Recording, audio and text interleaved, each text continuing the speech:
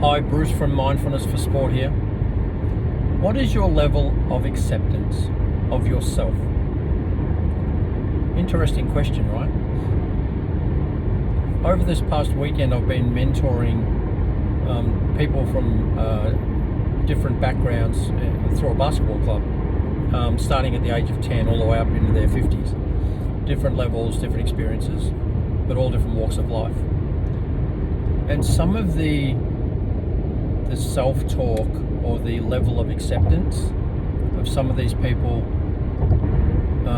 was quite low, and it was a little disturbing to the point where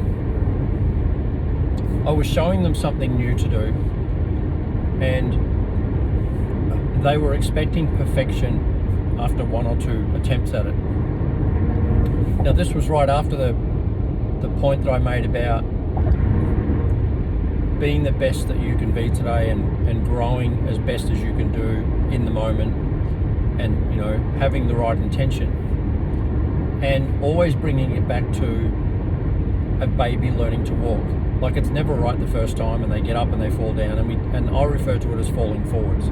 So they get up and they fall down, but they've moved forward a little bit. So they fall forwards, they take the first couple of steps, they fall over, and then they get better and better and better. But the first attempt is never right. And the same with everything. So whether it's learning a habit or whether it's doing whatever to learn, it's never right 100% of the time. Like, it may get to that, but the level of self-acceptance needs to be here, with pure love of this is where it is right now, and I'm doing my best to get better at it. You're not broken, you're not dumb, you're not a failure. You have to train this amazing thing we call a body to do something, to remember it, to learn it. And we're not a computer.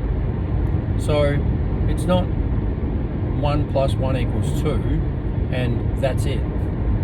And especially when it comes down to learning a specific skill or even remembering something. Like, everyone's brains are different. I've done some work in the past few months and was made aware through a dear friend that I have ADHD tendencies. And I'm like, what are you talking about? Well, I have things like hyperfocus. I do have this thing of, if it's out of sight, it's out of mind. So I constantly leave things to remind me. And when they're put away, I completely forget because they're not there. And I just thought that was me, but it's actually part of that. And then there's other things like learning names. So if I typically go into a basketball program, I don't spend time and energy learning names if I'm seeing 60 or 80 or 100 people on a weekend, if I'm not going back there. But if I am going back, it's intention that I do that. But it's a learning thing of, I struggle with that. And I thought it was just me, I'm an idiot, I can't do this. It's like, no, that's how my brain functions.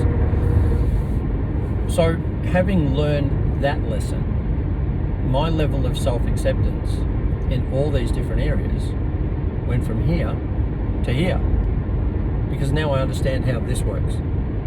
And as much as we talk about love and everything comes from here, it's all driven by here.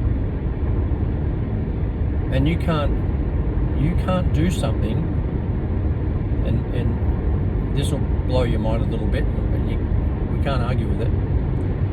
Nothing happens until your mind thinks of it first. Let me say that again. Nothing happens until your mind thinks of it first. And it could be a split-second decision, like me wanting to click my fingers, but my mind thought about that in order to make it happen.